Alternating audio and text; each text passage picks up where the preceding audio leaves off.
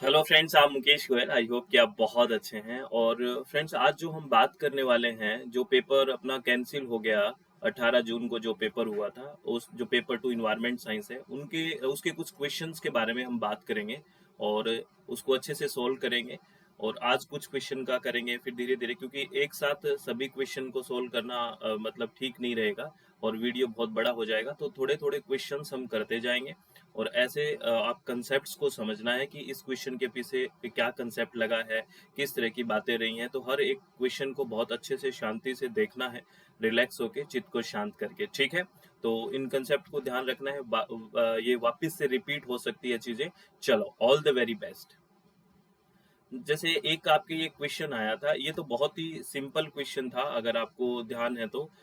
ये कुछ कन्वेंशन दिए हुए थे और कुछ इन्वायरमेंटल इशू जिनके सामने लिखा हुआ था, और आपको मैच करना था कि कौन सा कन्वेंशन कौन से इशू के लिए है।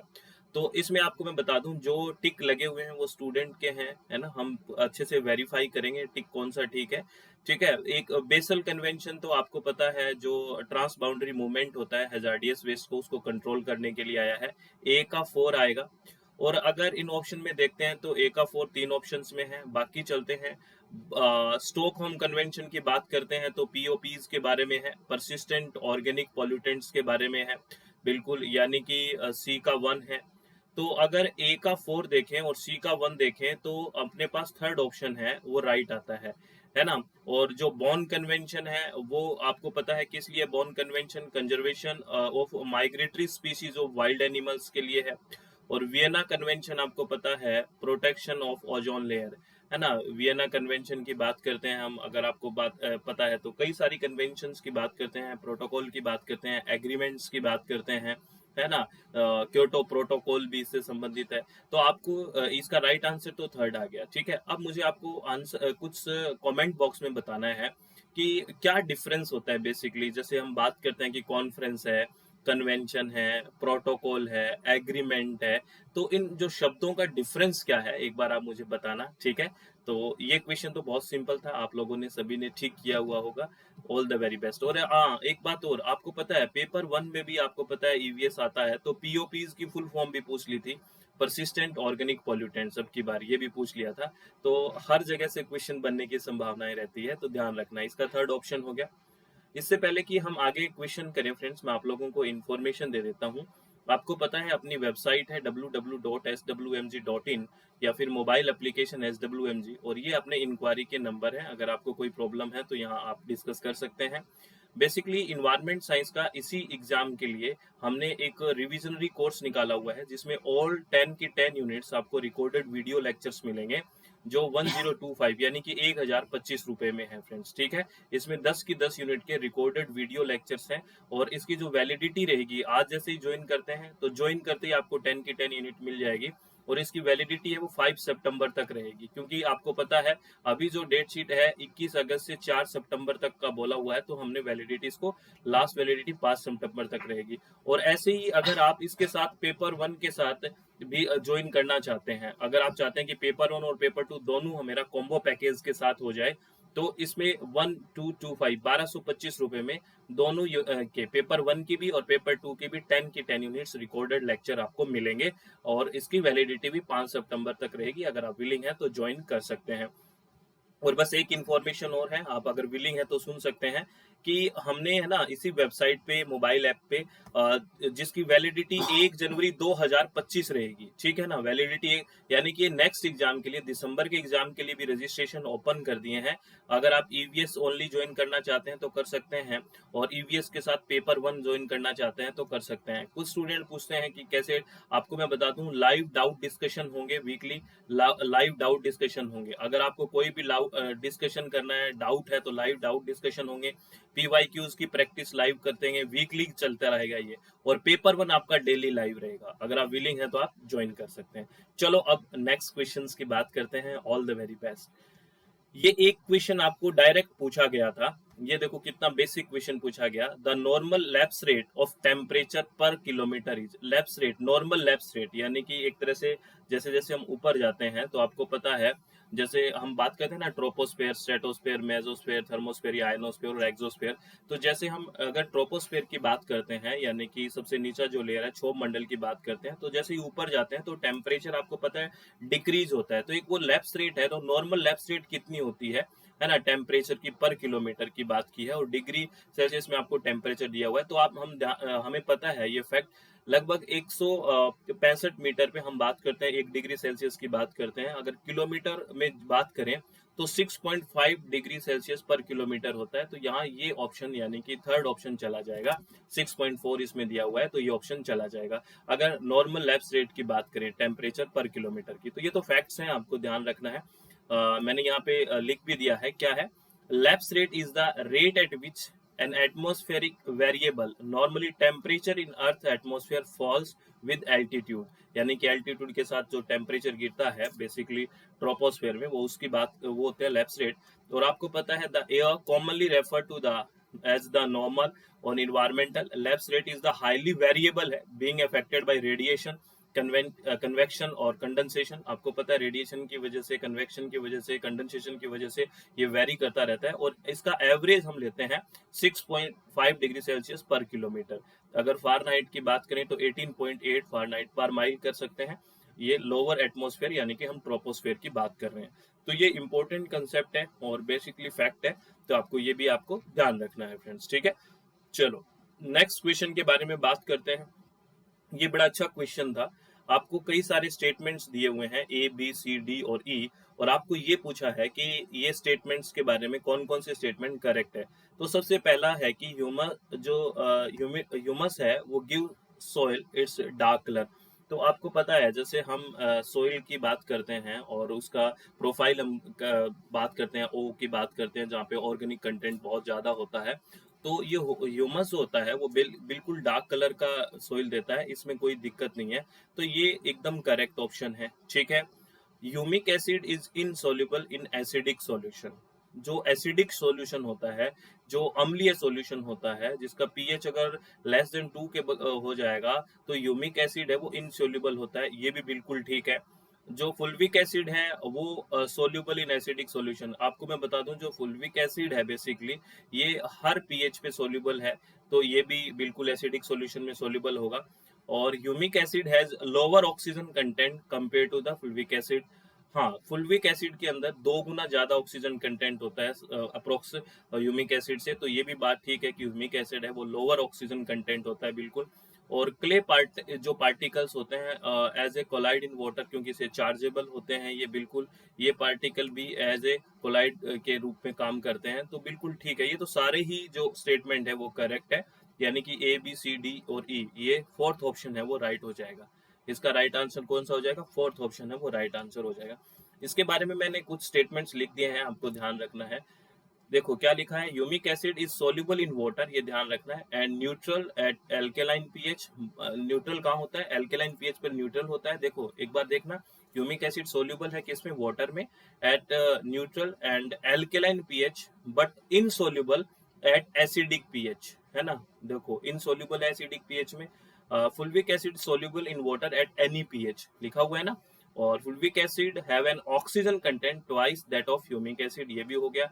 In inland waterways, clay particles which have a charged surface form a colloidal suspension। ये सारे ऑप्शंस की बात हमने कर ली है, ठीक है। तो इसमें सारे जो ऑप्शंस थे वो ठीक थे, ये आपको ध्यान रखना है फ्रेंड्स, ठीक है। बिल्कुल चित्त रिलैक्स करके अभी पढ़ाई स्टार्ट कर दो, एक मौका जो मिला है उसको अच्छे से कर लो प्लीज, ठीक है, ये ध्यान रखो। और ये थोड़ा सा कई स्टूडेंट्स ने कंफ्यूजिंग में गलत किया है, इसका राइट आंसर कई सारे स्टूडेंट ने कोरियोलिस लॉ लगा दिया है, लेकिन ये होगा बायस बैलेट लॉ। इसका राइट आंसर थर्ड है, ये ध्यान रखना, थर्ड है। ये क्या है, देखो, the law which state in the northern hemisphere if you stand with your back to the wind there will be low pressure to your left and high pressure to your right is refer to as. ये जो बात कहता है ये बायस belt law बोलता है। Coriolis force तो बात करता है नॉर्दर्न और जो साउदर्न हेमिस्फेयर है उसकी जो विंड का जो डायरेक्शन होता है राइट और लेफ्ट उसकी बात करता है, ना कि ये लो प्रेशर और हाई प्रेशर की बात करता है। तो अगर लो प्रेशर और हाई प्रेशर की बात करता है तो इसका जो राइट आंसर है ये थर्ड है, बायस बेलेट लो आएगा। इसके बारे में मैंने लिख भी दिया है फ्रेंड्स, ये भी आपको ध्यान रखना है। बेसिकली इन मीटेरियोलॉजी बायस बेल्ट लो है ना, ये क्या कहता है, in the northern hemisphere if a person stand with their back to the wind the atmosphere pressure is low to the left and the right high to the right, ये Buys Ballot law बोलता है। जबकि जो Coriolis force है is responsible for deflecting wind toward the right in the northern hemisphere and toward the left in the southern hemisphere.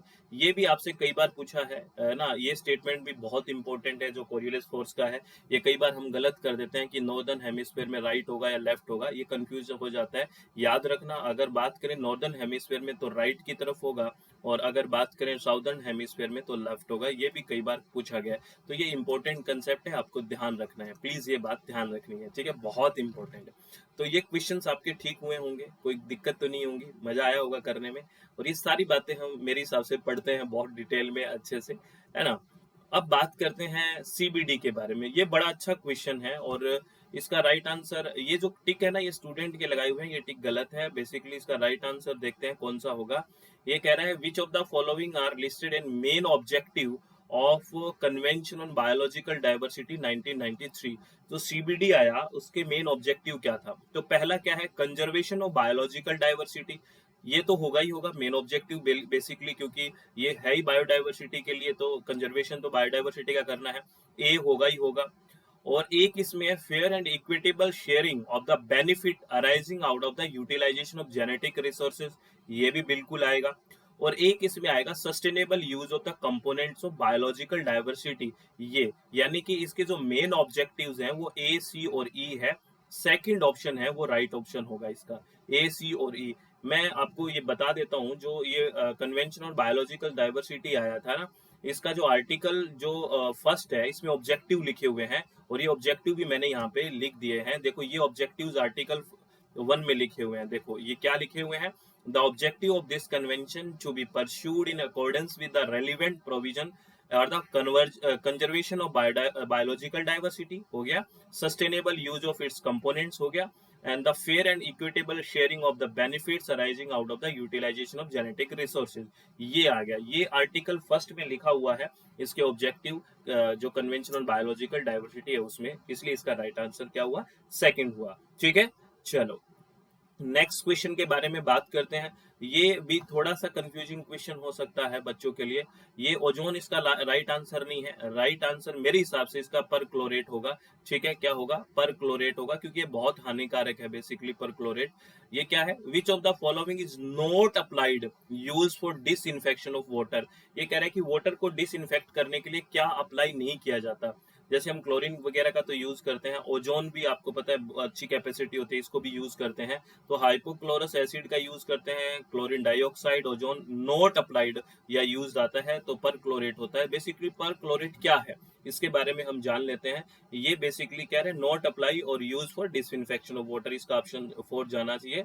और basically पर chlorate CL जो है O4 negative is a strong oxidant, है ना, and widely use. ये किस में use होता है, in the manufacture of fireworks, है ना, प्रोपेलेंट, एक्सप्लोजिव्स और सिग्नल फ्लेयर्स, फर्टिलाइजर्स, लेदर और ड्राइंग एजेंट्स एंड जो इलेक्ट्रॉनिक ट्यूब्स हैं इनमें बेसिकली यूज होता है।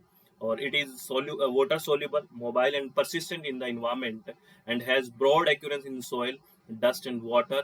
A previous study has shown that percolates could be produced through the process of disinfecting water. ये बेसिकली डिसइंफेक्शन की प्रोसेस में कुछ स्टडी हुई है, उसके आधार पे हम कह सकते हैं कि जो ये जो बेसिकली पर क्लोरेट है, ये जो डिसइंफेक्टिंग वाटर प्रोसेस होता है उसमें कहीं ना कहीं उत्पन्न हो जाता है। इसको एज ए डिसइंफेक्ट हम यूज नहीं करते।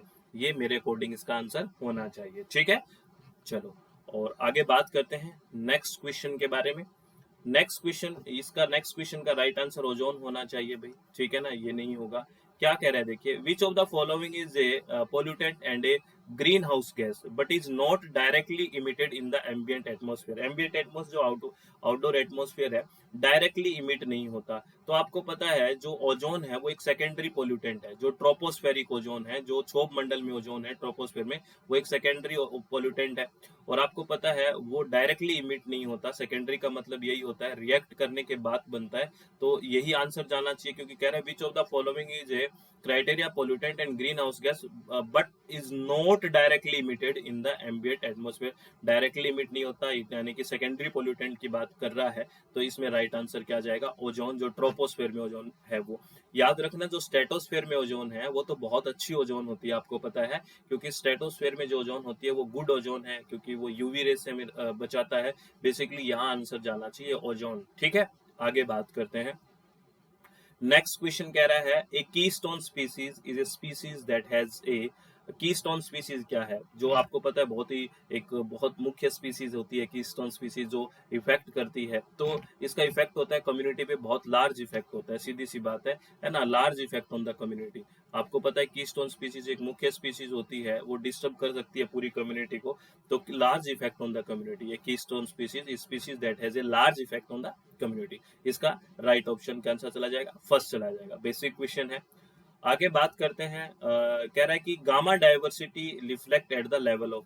गामा डाइवर्सिटी बेसिकली होते हैं कम्युनिटी लेवल पे, ठीक है ना। किस लेवल पे होता है? कम्युनिटी पे। हम बात करते हैं ना, हम बात करते हैं अल्फा, बीटा और गामा की बात करते हैं, है ना। अल्फा डाइवर्सिटी क्या होती है? जैसे मान लेते हैं ये ए, बी और सी यूं कह लेते हैं, यहाँ पे कुछ ऑर्गेनिज्म है, ठीक है, और यहाँ पे कुछ ऑर्गेनिज्म है ना, कुछ ऑर्गेनिज्म यहाँ पे है, ठीक है, और कुछ ऑर्गेनिज्म यहाँ पे है, ठीक है। तो अगर ये ए और ये बी और ये सी, अगर विद इन हम इसके देखें, या यानी कि विद इन ए हमने देखा, या विद इन बी देखा, या विद इन सी देखा, तो वो होता है अल्फा बायोडाइवर्सिटी या अल्फा डाइवर्सिटी। और इन बिटवीन देखा, यानी ए और बी के बीच देखा, बी और सी के बीच देखा, या ए और सी के बीच देखा, तो वो होता है बीटा बायोडाइवर्सिटी। अगर हम सारे को देखेंगे, इसमें पूरा कम्युनिटी लेवल पे देखें, तो ये होता है गामा। गामा, ठीक है ना। तो गामा किस लेवल पे है? कम्युनिटी लेवल पे है बेसिकली। तो ये आपको याद रखना है। अल्फा क्या होता है? जो विद इन, जो एक साइट की बात करें, जैसे 3 साइट हमने ली, तो विद इन साइट की बात करते हैं तो अल्फा हो गया, और बिटवीन साइट्स की बात करते हैं तो बीटा हो गया, और सारी साइट्स के बीच हम कंपैरिजन करेंगे तो वो गामा हो गया। तो ये जो गामा डाइवर्सिटी है वो किस लेवल पे रिफ्लेक्ट करती है? वो बेसिकली कम्युनिटी लेवल पे करती है। ये आपको ध्यान रखना है, ठीक है। चलो, बहुत बढ़िया। नेक्स्ट क्वेश्चन के बारे में बात करें।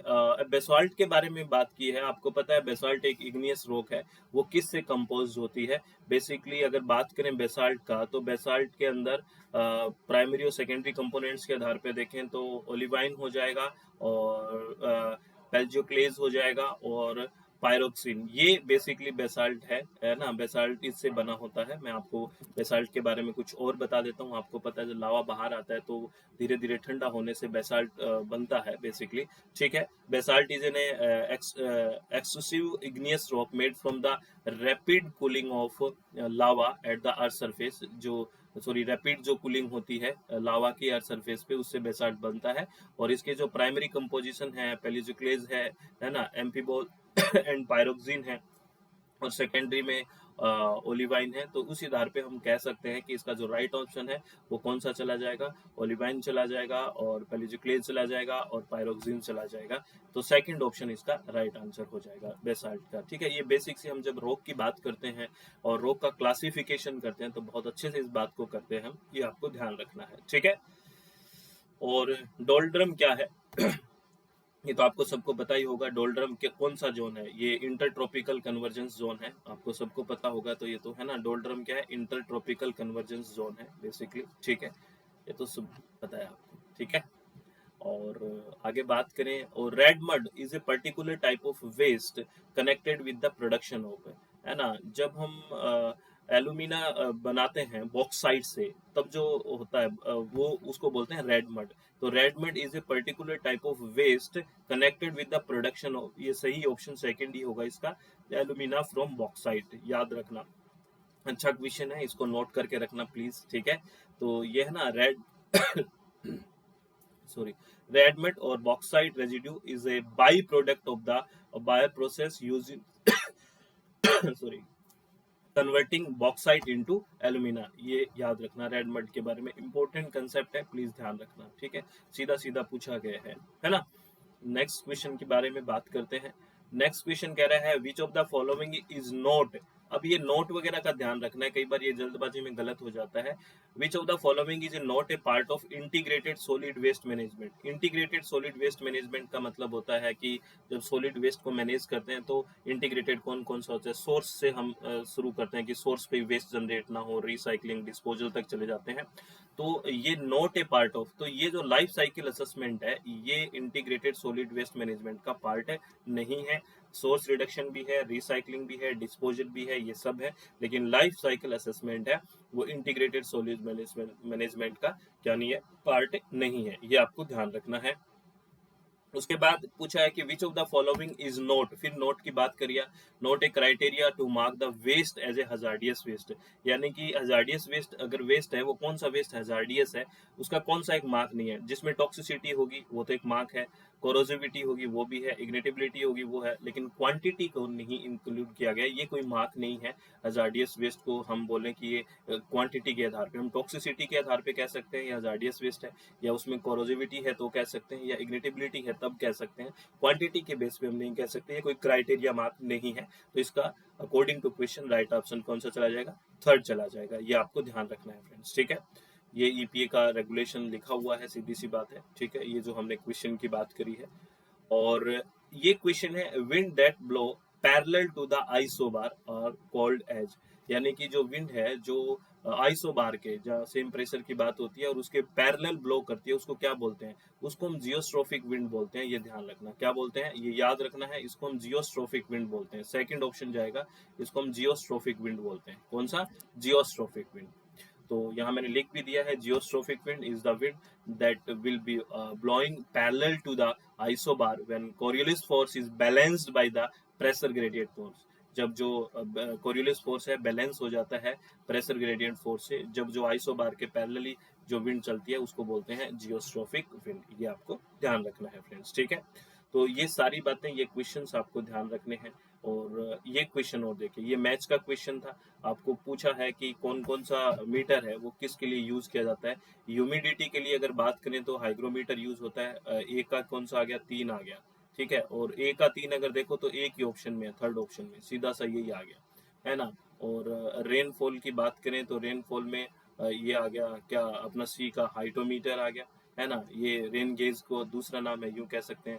विंड का आ गया एनीमोमीटर आ गया, और रेडियंस के लिए, इरेडियंस के लिए पायरोनोमीटर आ गया। तो इसका राइट आंसर कौन सा आ गया भाई, इसका राइट आंसर थर्ड आ गया।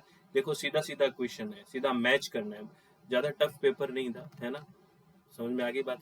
और ये कुछ मैंने बात यहाँ पे लिख दी है, hygrometer instrument use in meteorological science to measure the humidity और amount of water in the air, और रेन गेज जिसको हम ना यूडोमीटर, पुलियोमीटर, ओमोमीटर या फिर हाइड्रोमीटर भी बोलते हैं, ये इसको क्योंकि सीधा सीधा रेन गेज नहीं दिया था वहां पे, ठीक है, तो ये इसलिए आंसर चला गया, ठीक है, समझ में आ गई बात। तो ये सारी बातें बहुत बेसिक सी बातें थी, और बाकी के क्वेश्चन भी हम धीरे धीरे करते रहेंगे फ्रेंड्स, एक साथ सारी वीडियो में लंबा हो जाएगा सारा वीडियो, तो धीरे धीरे हम सारे क्वेश्चन सोल्व कर लेंगे, ये बहुत बेसिक से करते हुए सारे क्वेश्चन करेंगे, ठीक है।